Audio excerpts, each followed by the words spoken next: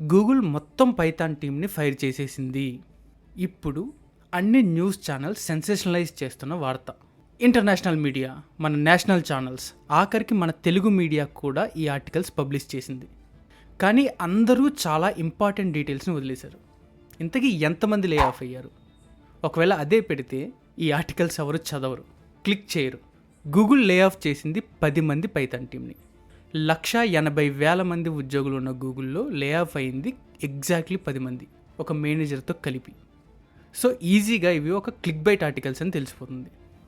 Python టీంతో పాటు Google develop చేసిన తన own mobile app development platform అయిన ఫ్లటర్ అండ్ డాట్లో పనిచేస్తున్న వాళ్ళు, ఫినాన్స్, రియల్ ఎస్టేట్ వింగ్స్లో పనిచేస్తున్న వాళ్ళు, మొత్తం కలిపి సుమారుగా ఒక 200 మంది లే ఆఫ్ అయ్యారు.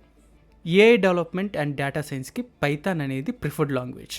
గూగుల్స్ పైథాన్ టీమే కొన్ని వందల థర్డ్ పార్టీ ప్యాకేజెస్ని రిలీజ్ చేసింది. కాబట్టి ఈ లే ఆఫ్స్కి, కాస్ట్ కటింగ్కి పెద్దగా సంబంధం లేదు.